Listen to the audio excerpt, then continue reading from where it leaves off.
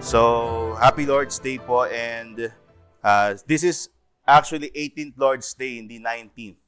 Right? So, we're on a series ng mga studies natin regarding sa formation ng canon, and ngayon ay pag-aaralan naman natin yung isa sa mga naging, let's say, dagok nung panahon nung early church regarding sa at naging motivation pa nga sa formation ng New Testament canon. And I would like to start our lecture by showing you this picture. So, kilala nyo ba sila? Sino? At least yung dalawang tao. Kilala nyo ba yan? Si Ed Lapis, yung gitna.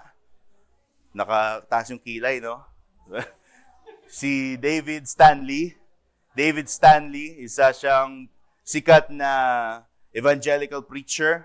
At ito, supposedly, this is the Anglican Church now. So, they now have the LGBT flag sa kanilang church. Ano sa tingin nyo yung common sa kanilang tatlo? Sikat sila, kilala, no?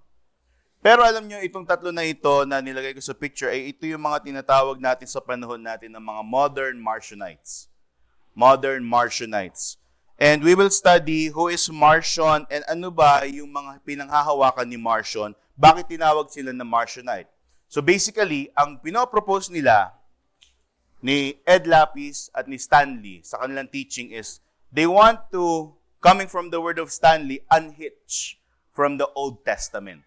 Ibig sabihin, gusto niyang kumalas sa Old Testament. Ang gusto niyang gamitin lang na pinopropose para sa Christians ay New Testament.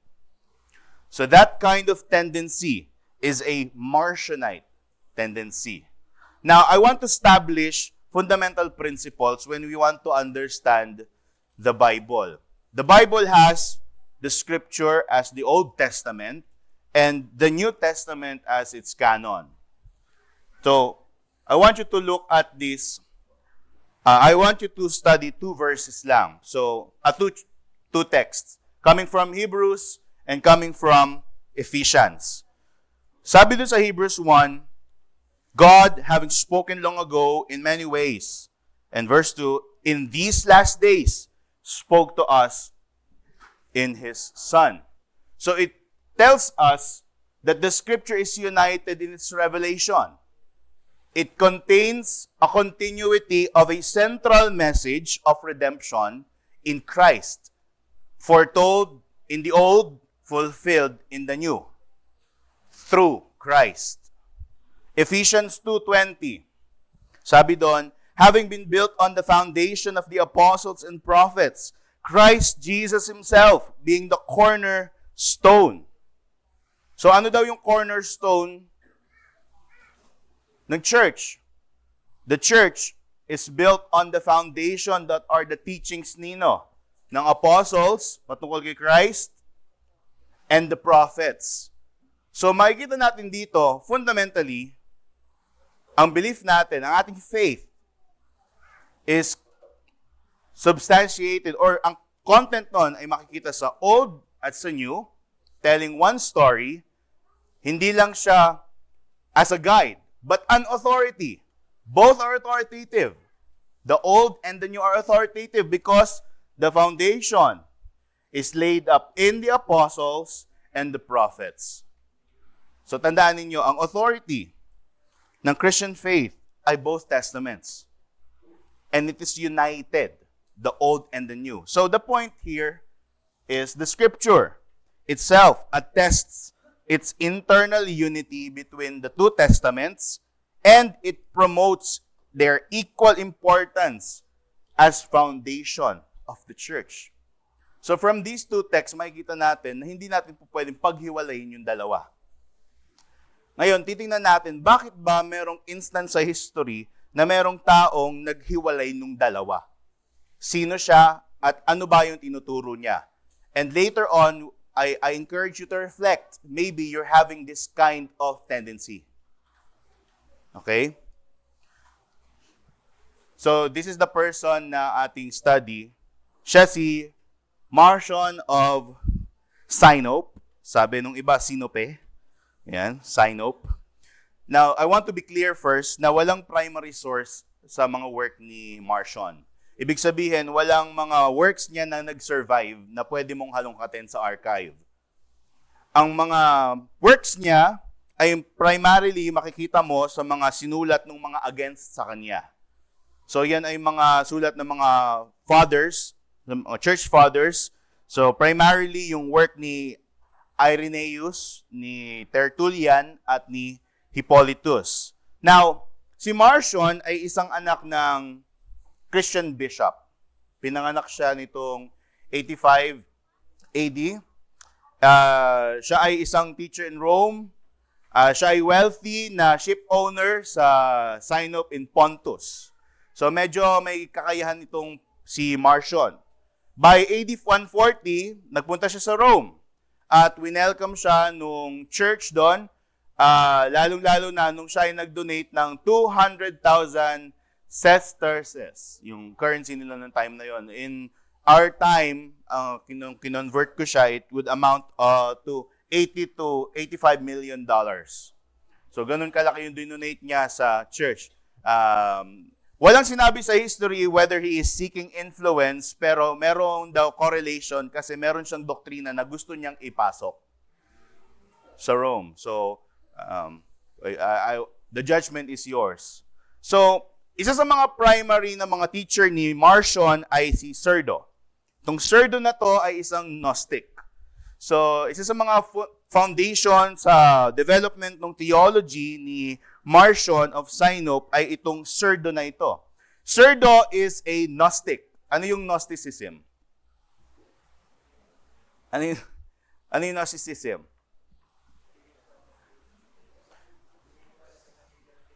Yan, yung material thing masama, yung spiritual thing mabuti. Right?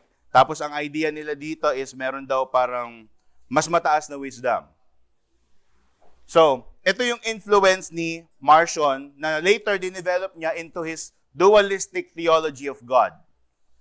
Later, makikita natin bakit dualistic.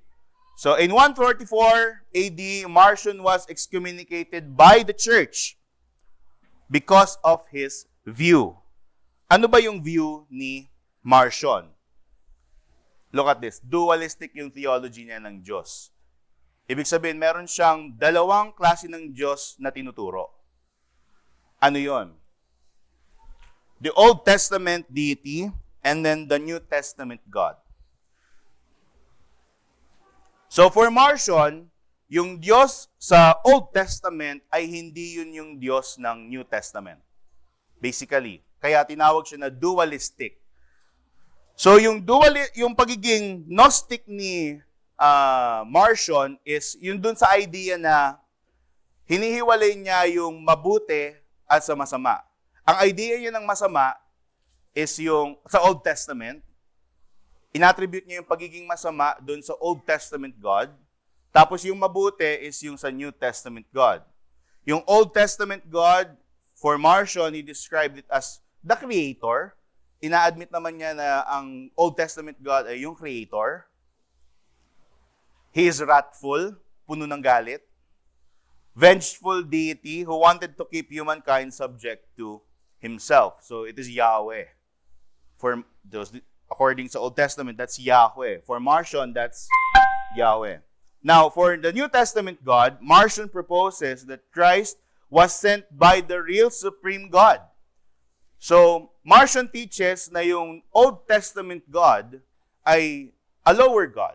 The creator, pero lower siya in the sense na dahil siya ay puno ng galit.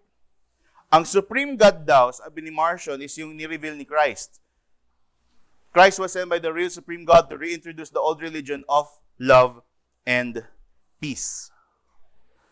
Now, ito yung response ni Irenaeus dito sa pinopropose ni Marcion na theology ng Bible.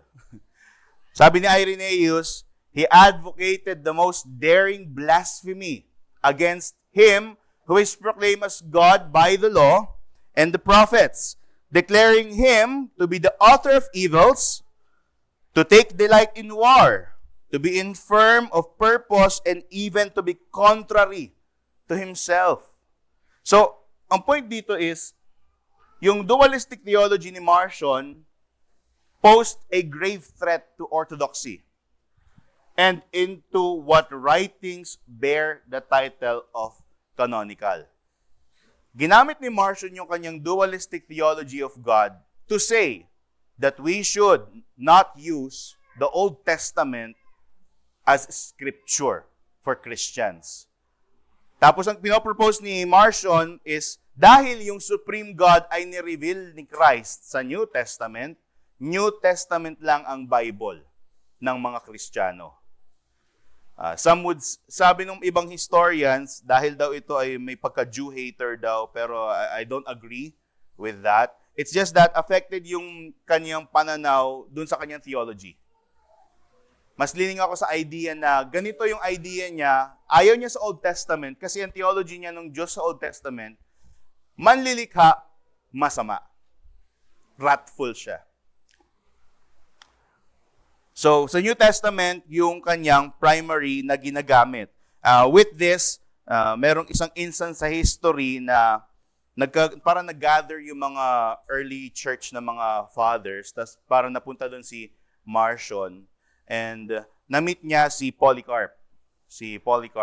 Tapos, pinakilala ni Marcion yung sarili niya. O, kilala mo, do you know me? Nakipag-handshake siya kay Polycarp. Dahil ganito yung view ni Marcion sa Diyos na binibigay ng Old and New Testament, sabi ni Polycarp, I do know you. You are the firstborn of Satan. Sabi ni Polycarp. Kaya siya tinatawag na arch-heretic. Kasi yung heresy niya is not just about what the Bible teaches, but supremely of the Bible itself. Ang pinagkokontra niya, ang ginagamit niya sa kanyang heresy is yung Bible itself. Kaya arch-heretic siya. Kaya tinawag siya ni Polycarp na the firstborn of Satan. Now, what does Marcion teach? Let me ask you, minsan ba napatanong kayo kapag nagbabasa kayo ng Bible, bakit yung Bible parang may ilang passages, parang sobrang galit na galit yung Diyos? Tapos pagdating sa turn the other cheek, pagdating sa New Testament. Tapos minsan pa sa Old Testament, sinasabi na yung Diyos daw yung author ng evil. Sabi sa ilang passages, pero anyway, hindi ko nalilinawin. Sinabi lang, author of evil, tapos siya daw yung creator ng mundo, tapos siya rin daw yung merciful God. Now, that is what struck Marcion, kung bakit siya nag-develop ng kanyang theology. So, Marcion pitted, ibig sabihin pinaglaban niya. He pitted the two testaments, the Old and the New, against each other because of what he saw to be discrepancies ng Bible. Yung discrepancies na yon ay kagaya ng mga na-observe ninyo. Bakit sa ilang passages, yung Diyos ay parang ang buti, tapos dito parang ang jealous niya, tapos sa panahon natin ngayon, yung jealousy, yung anger, parang napaka-petty na mga ugali. Ang bilis magalit, parang ganun na agad yung idea. So for Marcion, nakita niya yun in one of the famous passages na ininterpret niya ito, Isaiah 45:7. Sabi sa Isaiah 45:7, let me read the word, I form the light. Diyos to nagsasalita dito sa chapter na to. And create darkness. I make peace and create evil. I, the Lord, do all these things. So dahil si Marcion ay may influence ng Gnosticism, so for him, direct ito na nagsasabi na yung Diyos daw ay author ng evil. Kasi sinabi niya dito, I create darkness. Tapos, I create evil. So, Creator Yahweh is the one who uses darkness and evil rather than testifying that He is the Supreme God. Ang sabi ni Holcomb, 2014. So, yung solution ni Marcion sa discrepancies na nakita niya sa witness ng Old Testament about who God is and sa witness ng New Testament or the revelation ng New Testament about who God is, ay dalawa. Dahil nga Gnostic siya, meron siyang idea na meron lang mabuti, meron lang masama. So the Old Testament deity is antithetical to be the New Testament God. Ang ibig sabihin ng antithetical, totally hindi siya pwedeng maging yun. Opposite siya nun. Hindi siya pwedeng maging yun. Yung Old Testament God ay hindi po pwedeng siya rin yung New Testament God. Kasi the Old Testament God for Marshall is the one who created evil. While the New Testament God is one that revives the old religion of love and peace. So, Marcion rejects all of the Old Testament writings and modified the New Testament writings to fit his theological position regarding the superior deity revealed by Jesus. Now, let me ask you, ano yung pwedeng maging implication nito when we are reading the New Testament now? Paano naman yung mga passages sa New Testament na nire-relate ni Jesus yung sarili niya sa Old Testament? Kaya sinasabi dito, he modified the New Testament writings. Hindi lang niya tinanggal yung Old Testament, binago pa niya yung content ng New Testament. Talagang son of Satan tong tao na to. No?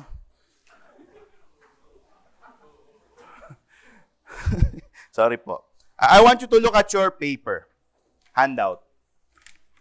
Yung solution ni Marcion, babalik ko lang kayo dun sa antithetical na sinasabi niya. Yung Old Testament, ang tawag niya dun sa Diyos sa Old Testament ay demiurge. Nandyan sa handouts. So yung demiurge daw is a God of creation, justice, law, and wrath. He's concerned with the material world. He's legalistic and siya daw ay inferior. While yung New Testament God is the God of love and grace who sent Jesus Christ to save humanity saan? Hindi sa sin, kundi sa demiurge. Kundi dun sa Old Testament God. Leading to this, pupunta na tayo ngayon sa primary work ni Marcion. Meron siyang isinulat na libro. Ito yung kaniyang sariling list ng Bible. This is his own Bible. This is his orthodoxy. Pag Marcionite ka, ito ang Bible mo. Antithesis. Gospel and Apostle. Sabi ang source nitong title na to ay si Tertullian. So, kinuquote kasi ni Tertullian dun sa kanyang libro na in response to Marcion, yung libro ni Marcion, which is ito daw. So, sa primary work ni Marcion, sige, bago yan. Punta po kayo dun sa may handouts niyo. So, Marcion created his own compilation of scripture. Tinawag niya to na antithesis. So, ang content nito is walang Old Testament. Wala itong Old Testament. Ang nakalagay lang dito ay modified version ng Gospel of Luke. Isang gospel account lang. Gospel of Luke lang yung meron. Tapos, a collection of Pauline epistle. Yung mga sulat lang ni Paul. So, walang other apostle. Kaya yung word niya dyan, apostle. Kasi, super fan si Marcion ni Apostle Paul. No? So, sobrang pagka-super fan niya, minodify niya si Apostle Paul to fit his theology. So, Marcion is convinced na kailangan daw i-reject yung Old Testament scripture because it is incompatible with the revelation of the God of the New Testament. So, Marcion presented yung gospel na hindi as Gospel of Luke. Ang tawag niya dito sa gospel ay Gospel of Christ.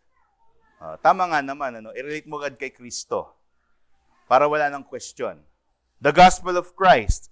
So, tinanggal niya lahat ng nasa Gospel of Luke na mga writings patungkol sa Diyos kay Jesus na magre-relate pabalik sa Old Testament. So, mamaya titingnan natin yung table. Ano bang nakalagay? He also believed na si Apostle Paul lang daw yung tanging tamang apostol na nakakuha ng mensahe ni Jesus. So, sabi ni Tertullian, siya lang daw yung, ang idea daw ni Marcion is, only the Apostle Paul got the message of Jesus right. So, ang ginawa ni Marcion is kinompile niya yung 10 mga letters ni Apostle Paul at tinawag niya yun na Apostle. Isa nga lang naman, Apostle. So, the second half of his antithesis, so yung first half is Gospel of Luke, modified Gospel of Luke, which he calls Gospel of Christ. And then the other half is Apostle. which is 10 writings ni Apostle Paul. Ano-ano yon? Nandiyan sa handouts nyo. Galatians, Corinthians 1 and 2, Romans, Thessalonians 1 and 2, Laodiceans, so ito ay Ephesians, Colossians, Philippians, and Philemon. Wala yung mga pastoral letter ni Apostle Paul, Titus and Timothy. Now, I want you to look at this table, brethren. Ito yung Gospel of Luke na binaboy ni Marcion. Paano niya binaboy? Yung kanyang ginawa is ganito. Tinanggal niya yung genealogy. Yung birth ni John the Baptist was omitted kasi it would relate about sa prophecy about the last prophet. The birth of Jesus himself was omitted. Yung kapanganakan mismo ni Jesus ay tinanggal kasi siya ay Gnostic. So for him, yung pagiging incarnate ni Jesus ay hindi pwede yan kasi lahat ng mga material ay masama. So for him, spiritualized si Jesus sa kanyang Bible. It started with chapter 3 verse 1 in the 15th year of Tiberius Caesar, tapos tumalon agad sa chapter 4 verse 31 and came down to Capernaum. Si Jesus daw yung came down to Capernaum. Kasi nga hindi siya nag-incarnate eh. Walang account ng kanyang paglaki. Binanggit lang. Ito yung panahon na to, tapos bumaba si Jesus sa Capernaum. May Jesus na bigla. Tada! Tapos, ang ginawa ni Marcion, any references of Jesus' earthly family was omitted because it could lead back to the Old Testament prophecy. So, wala dito yung mga kapatid niya, no? Sila Jude. Ayan. So, the Lord's Prayer, in Luke 11 verse 2, imbis na thy kingdom come, ang ginawa ni Marcion is, let thy Holy Spirit come on us and cleanse us. Paano naman yung sa Pauline epistle? Yung apostle ni Marcion. Yung second half na title na apostle, walang pastoral letter ni Apostle Paul, walang 1st, 2 Timothy, and Titus. No. He removed every mention of Abraham and all prototypes of justification by faith sa Galatians 3, verse 6 to 9. Yung Romans niya is botched. Ibig sabihin, katay. Kinatay niya yung Romans. Tinanggal niya yung 1 verse 19 tapos chapter 2 verse 1, yung chapter 3 verse 21 to 4:25, all of Romans 9 to 11 tinanggal niya except 10 verse 1 to 4 and 11:33 to 36. Tapos lahat ng after ng Romans 14:23 tinanggal na niya. Kasi lahat ng yun magli-lead back patungo sa Old Testament. Yung work ni Christ as prophesied sa Old. Ephesians 3 verse 9. Ito yung isa sa mga pinakamalalang ginawa ni Marcion sa letters. Ephesians 3 verse 9, ito yung quote, which from the beginning of the world hath been hid in God. The preposition is in God, who created all things by Jesus Christ. Ang ginawa ni Marcion, dahil nga yung Old Testament God is masama. Si Jesus, yung nag-reveal ng mabuting Diyos. Ang ginawa niya, simple na, pinalitan niya yung preposition. Pero let's read. Which from the beginning of the world had been hid from God, ibig sabihin, from the Old Testament God, who created all things by Jesus Christ. Ang emphasis niya ngayon ay kay Jesus. Pero nineneglect niya yung by changing yung in to from, nag-fit na dun sa kanyang theology na yung Diyos ng Old Testament ay masama. Isipin ninyo. So, paano nag-respond yung church regarding the matter? Meron dalawa tayong titingnan na response. Una, the church fathers themselves responded against sa challenge ni Marcion. So, yung mga church father, ang ginawa nila is, kinuha nila yung work ni Marcion, nagkuha sila ng copy, tapos gumawa sila ng sarili nilang mga responses. So, if you can look at your handout, sabi dyan, many of the church fathers responded to the doctrine taught by Marcion. Among many is Tertullian, who wrote a book called Adversus Marcionem. So, ito yan. So reprint yan. Which dealt specifically with the challenges posed by Marcion in terms of the unity of the scriptures, the witness about who God is, and His works as revealed by Christ. So even before Tertullian, meron ng mga iba. Sila Irenaeus, yung sa kanyang libro na Against Heresies. Sila Justin Martyr, sa kanyang libro na First Apology, Dialogue with Trypho. Meron siyang part dyan na tinakil niya yung heresy ni Marcion. Si Origen and Hippolytus of Rome, gumawa din sila ng sarili nilang letter in response sa challenge ni Marcion. Now I want you to, the other one is ito, yung response ng church. Ngayon, it alerted the church. Kasi he's not just changing the Bible, he's changing the view of God. Orthodoxy, yung tinitira ni Marcion. Ultimately. So, ang naging response ng church dito, yung other response is later. Okay? Wala. Hindi ko na pala nilagay. So, yung other response ng church is na-challenge yung church to clarify ano ba talaga yung list ng New Testament canon.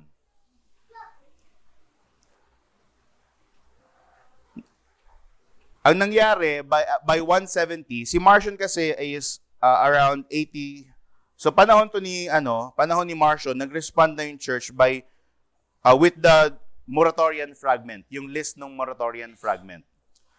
There are some scholars na nagsasabi na yung Muratorian fragment daw ay compilation specifically in response to Marcion. Sabi ng ibang mga scholar, I don't have an agreement with it, pero hindi rin ako nagde-deny nun. Sabi lang nila, ng mga scholar na specifically, kasi yung Muratorian fragment list is sobrang close sa panahon ni Marcion, 170 AD. So just after Marcion, naglabas agad sila ng list. Ito, yung list ng New Testament canon. Although wala pa tong Hebrews, James, 1st and 2nd Peter, 3rd John, tsaka Jude. By AD 95 to 200, ito ginamit ko yung notes ni Pastor Joseph. So nagkaroon ng mas malawakang recognition and widespread circulation ng mga text. Tapos pagdating ng 300 and 400, nagkaroon na sila ng formal agreement culminating sa 27 books ng New Testament, especially dun sa list na ginawa ni Athanasius sa kanyang festal letters. So dalawa yung naging response. They responded to the challenge by writing a book against it, and then they formed. It challenged the church to list down ano ba talaga ang content ng New Testament canon. Sabi pa nung ibang mga commentator, si Marcion daw yung nag-imbento ng New Testament canon. Kasi sa pamamagitan daw niya, na-motivate yung church na maglabas talaga ng list. Ano ba talaga yung kailangan nating i-recognize? Actually, maganda yung ginawa ni Marcion na gospel and apostle. Ito yung naging pattern, sabi ng mga scholar, kung ano yung content ng Bible, ng New Testament rather. Kasi gospel and then writings. Yun yung ginawa ni Marcion. Kung papasinin niyo, yun din yung pattern ng ating New Testament. Pero meron pa siyang ibang kasama. Pero primarily, it's gospel and the writings of the apostle.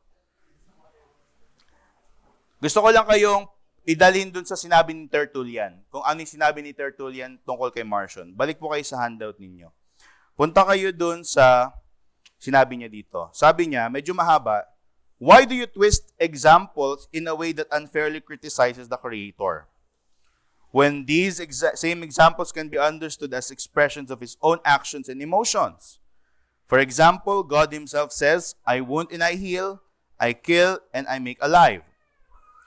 And also that He creates disaster and brings peace. You, so patungkol kay Marcion, use these verses to accuse Him of being inconsistent, as if He commands something at one time and forbids it at another. But, sabi ni Tertullian, but why don't you also notice similar opposites in nature itself? The world, even where you live in Pontus, is made up of opposing elements that seem to conflict with each other. If you really believe that opposites require different gods, then you should first prove that light and darkness each have their own separate God. Only then could you claim that one God gave the law and another gave the gospel. So, ang binabanggit lang ni Tertullian dito is, even nga yung sa lugar mo, iisang lugar pero may mga nararanasan kang mabuti, may mga nararanasan kang masama. Yun yung analogy ni Marcion. Yun yung analogy ni Tertullian. So, sabi ni Tertullian, para mapatunayan mo na other God yung nagsabi no, I created darkness, kailangan patunayan mo na merong other God muna. Hindi mo gagamitin yung evidence sa Old Testament na yun yung para sabihin mo may other God. Kasi sinasabi nga ni Tertullian, even yung sa lugar mo na Pontus, same na lugar pero pwedeng may disaster, pwedeng may mabuting mangyari. Even this God also created light and created darkness. So that is yung point ni Tertullian.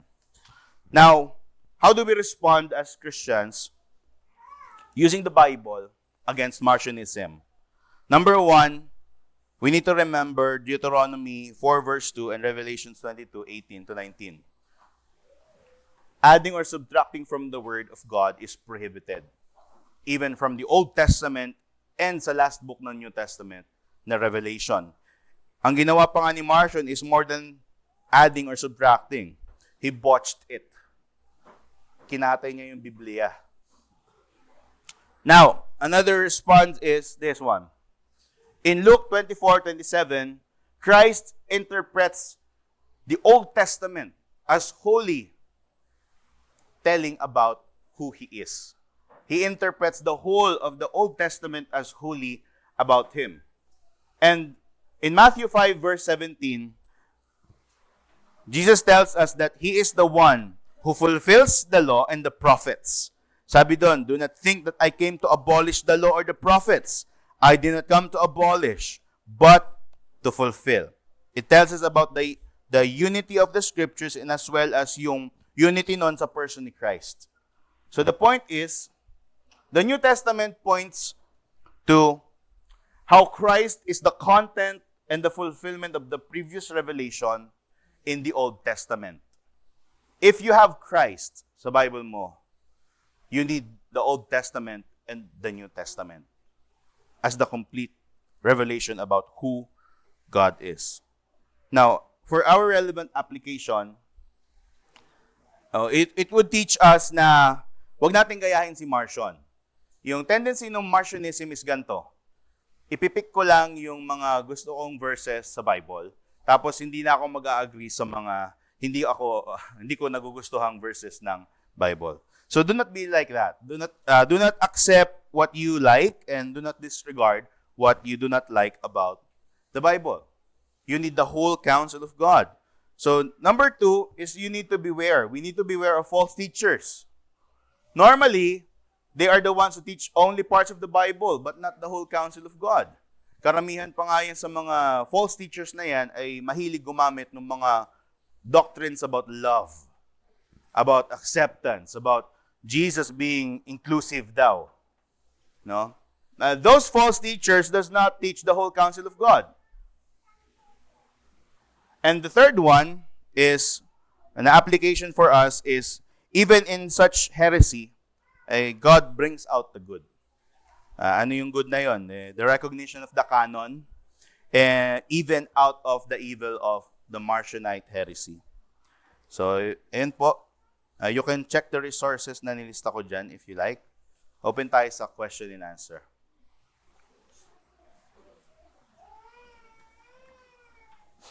Si Deacon Marlon daw po.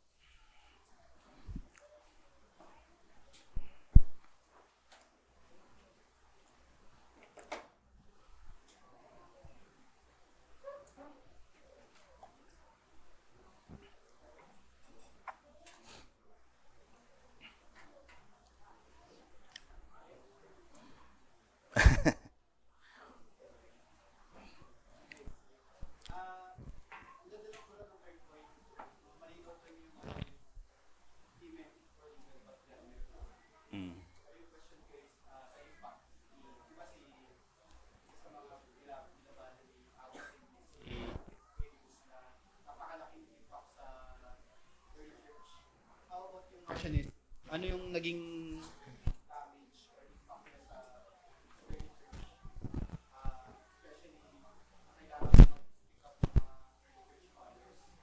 Tapos, syempre, yung argument dito ng iba, possible na sinunod yung mga words na kaya wala tayo. Yes. How do we answer that accusation na napaka-unfair na judge natin si Marshall? Without the primary source. Actual word, kumbaga na-judge natin siya according to what was said about him. So, how do we answer that kind of accusation? Ayun. Sagutin ko muna yung una. Ano yung naging impact nun sa church? According sa history kasi, ang nangyari, after na ma-excommunicate ni Marcion sa Rome, hindi doon natapos yung Marcionism.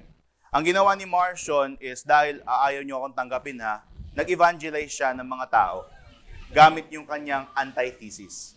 So, sobrang laki ng damage na ginawa niya, nag-accumulate siya ng maraming followers. Na napilitan itong mga church father na mag-respond by quoting yung mismong libro niya, refuting yung kanyang argument using the Bible itself. So yun yung, ang laki ng impact niya na nag-respond yung mga church fathers against him. Actually, in relation dun sa second question mo, yung responses nila was not to paint Marcion in a bad way, not to put, hindi malicious yung ginawa nila eh. Actually, ang intention ng mga church father, kung bakit ginamit nila yung mismong libro ni Marcion, is they want to prove na mali yung claim ni Marcion. Kaya kinu-quote nila actually kung babasahin niyo yung ginawa ni Tertullian, yung Ad versus Marcionem, meron siya mga quotation mismo sa gawa ni Marcion. Tapos, nire-refute niya yung mga points ni Marcion doon. With regard naman doon, Deacon, sa baka ma-misjudge natin si Marcion. Kasi wala naman tayong primary source. Number one, we need to accept what happened in history. Kasi yun yung providensya ng Diyos eh. There are some scholar or historians saying na sinunog talaga yung mga work ni Marcion. Kaya wala na siya ngayon. Pero yung tendency is actually resurfacing now in the evangelical circle. How do we answer misjudging Marcion? Nasa kanila yung burden of proof na sabihin na malicious yung ginawa ng mga fathers sa response nila sa writings ni Marcion. Kasi ako, because history happened, talagang wala na tayong makukuha eh. Ang source natin na pinakamalapit, na acceptable, na pwede nating tingnan sa work ni Marcion, is yung mga quotation about him. Alam mo ba, Deacon, hindi mo pa to alam, pero alam mo ba? Alam mo ba, walang exact writing about the Greek philosophers. Wala silang mga na-preserve na mga actual writings nila about who they are. Sila Plato, sila Aristotle, yung mga yan. Works lang about them. Pero acceptable. Pero pagdating dito, hindi pwede. So, pwede natin gamitin na argument yun. Ba't acceptable sa inyo yung ganyan? Tapos biglang kay Marcion, na hindi naman malicious yung ginawa nitong mga, they have the burden of proof na kailangan sabihin, hindi yan yung gawa ni Marcion. Pero, self-refuting argument yun. Kasi, anong gagamitin mo to prove na hindi yan yung gawa ni Marcion? Sila nga yung unang nag-quote nung gawa ni Marcion. Ayun, di ko.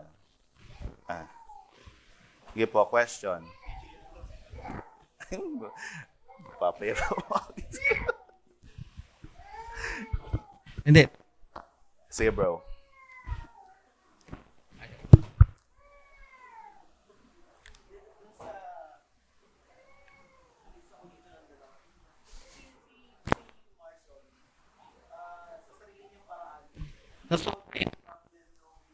Old Testament text passages Yes. by splitting God in two. Yeah. So, Testament sa Old Testament. So, in what ways kaya ginagawa pa rin ito ng modern Christians kahit hindi explicit?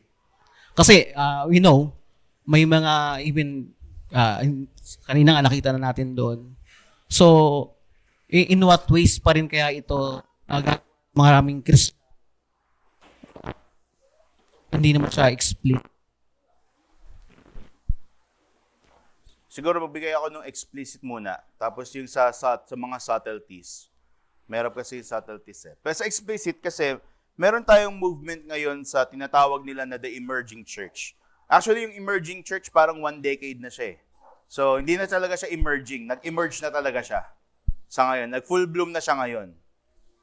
Ang ginagawa ng emerging church ay sila yung may tendencies na mag-focus sa kung ano yung acceptable for them na tinuturo ng scripture sa modern day na mga dogma. So for example, yung idea ng inclusivity, yung idea ng diversity, yung idea ng homosexuality, dahil against yung Old Testament, napaka-specific kasi ng Old Testament with regards sa homosexuality. So for them, indication yon na hindi namin to gagamitin. Nakapakinig ako before ng preaching sa mga ganong klaseng church. They actually don't use the Old Testament. Ni-quote. Iyon. Minsan, ang kinuquote nila, Psalms. Yung mga parang good feel passages ng Psalms. Pero yung mga, kunwari sa law, wala.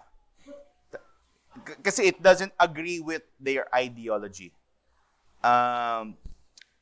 Yun sa pangalawa naman, yung hindi explicit, pwedeng, palinaw, ano yung ibig mo sabihin sa ganun?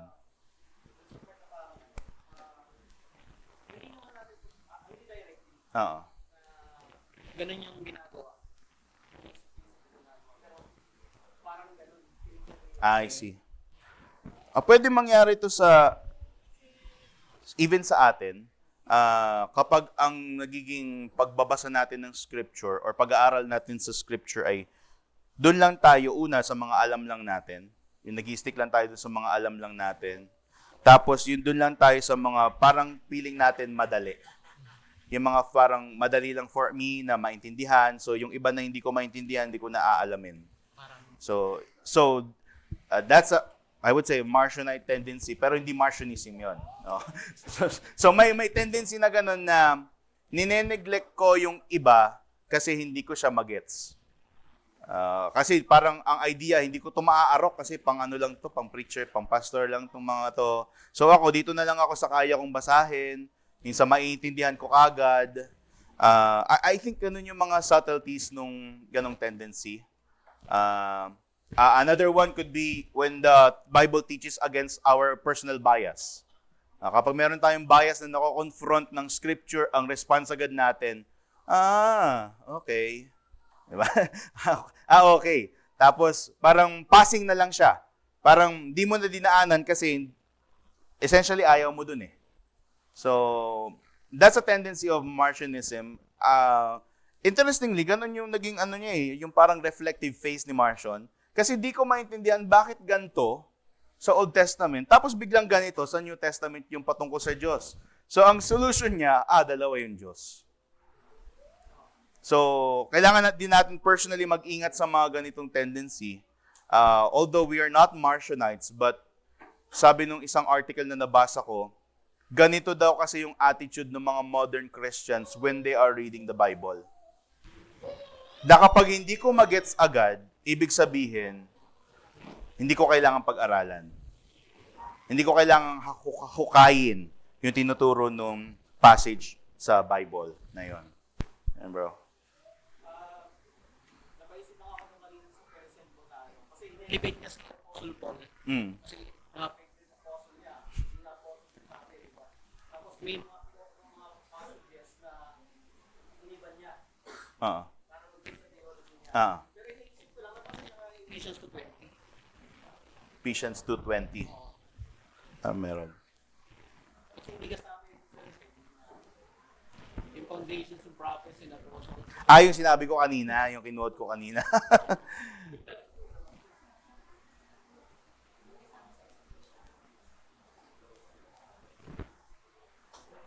Siguro I would admit na hindi ito yung exhaustive list nung ginawa niya ng mga editing sa this is just an example ng mga ginawa niya. Pero with regards to that, hindi akong alam eh. Hindi ko alam kung paano niya i-interpret. Sulat ka ni Apostle na contract sa buong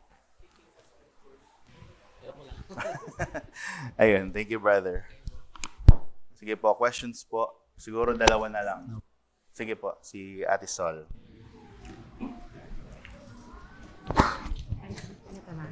Sige.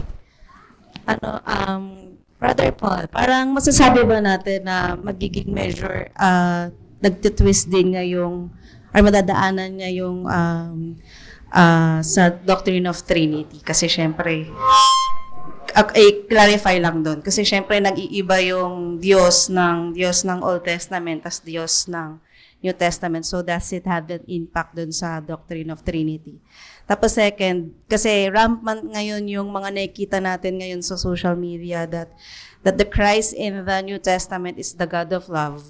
So parang yun na yung nagiging usual na, actually hindi lang ngayon, even dati pa din sa amin, sa dati naming church, it is always, parang hindi naman, pero parang ganun na yung nagiging teaching. So even at that year, parang sabihin natin mga 16 or 20 years ago, ganun na yung teaching. So meaning to say, it has already crept out. Nag-creep na talaga siya even before pa sa evangelical churches. So ang ano doon is how are we going to stand on it? Kumbaga sa atin, lalo na sa mga kabataan or even sa atin na nakaka-encounter na makakarinig tayo noon, how are we going to respond? Ano ba to? Kailangan ba natin? Oy, Marsha na dyan. Tama. So parang, or maganda din kasi nagkaroon na tayo ng ganitong teaching. Alam na natin, uy, parang ano na to. So, in a simplistic way on how are we going to respond sa mga ganong klaseng teaching? Thank you po sa question.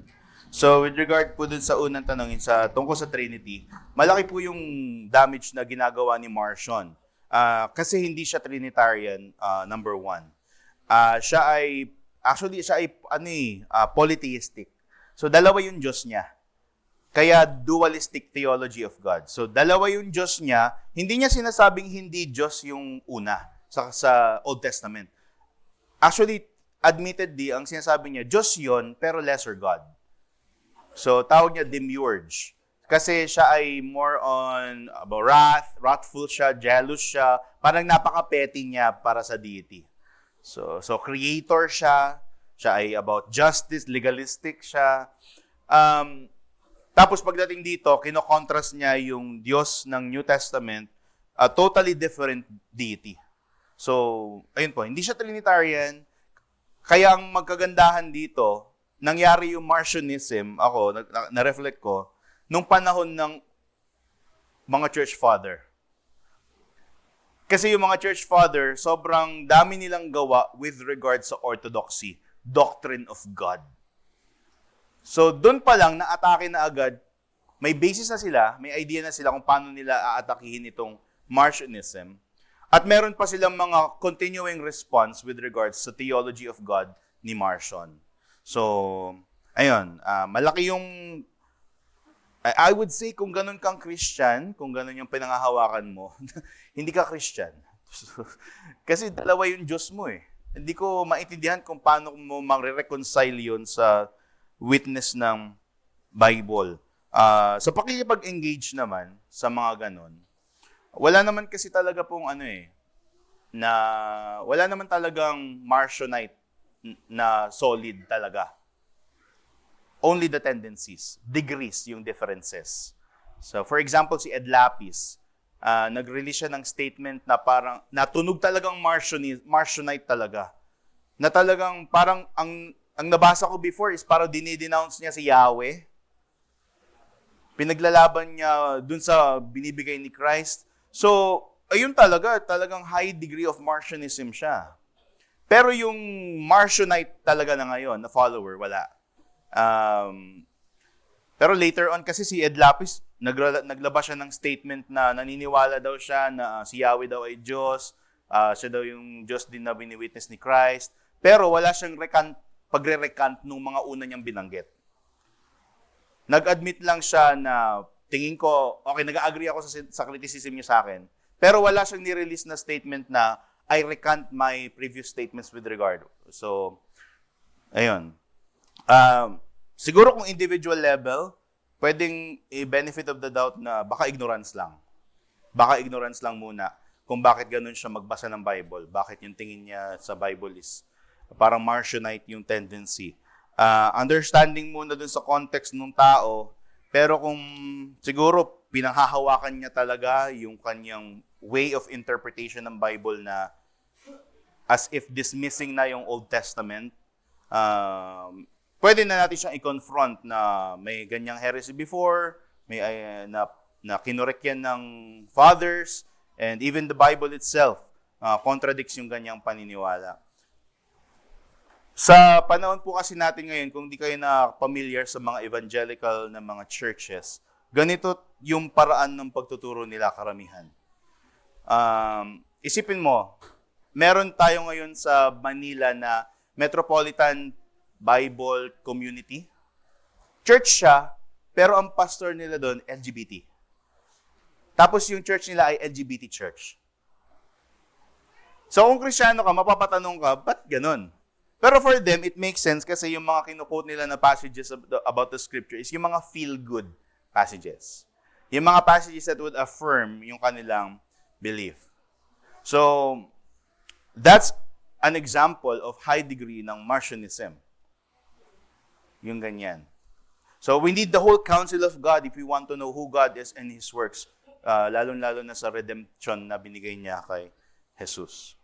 So, ayun po. Wala nang tanong? Sige po. Let's pray. Aming Diyos na mabuti, aming Diyos na maluwalhati, nagpapasalamat kami sa lecture ngayon with regards sa Marcionism at sa clear na tinuturo ng inyong salita. Salamat sapagkat may mga ganitong kaparaanan na matututunan namin yung mga maling katuruan patungkol sa iyo at sa iyong salita na nakikita namin kung paano namin ito i-deal sa aming personal na mamumuhay at maging sa pakikipag-deal namin sa mga tao na nagsasabing sila ay Kristiyano at ginagamit pa nga ang Biblia pero may ganitong tendency na hindi tanggapin yung mga bagay na against sa kanilang mga sariling paniniwala or mga bagay na hindi nila maintindihan. Nagpapasalamat kami sapagkat may kaliwanagan sa salita mo. Essentially, ang salita mo ay katotohanan. At nagpapasalamat kami sapagkat buo yung ibinigay mo sa amin na revelation patungkol sa aming Panginoong Jesucristo. Ito yung sa Panginoong Jesucristo ay merong unity nung mga pinrophesy patungkol sa Kanya at yung mga katuruan na binigay niya. Nagpapasalamat kami dito at patuloy na sinisik namin yung inyong banal na spirito na palaguin kami sa pagkatuto pa sa mga tinuturo ng inyong salita sa Old and sa New Testament. Gamitin nawa ang lahat ng ito para sa kapurihan ng aming Panginoon na si Jesus. Amen.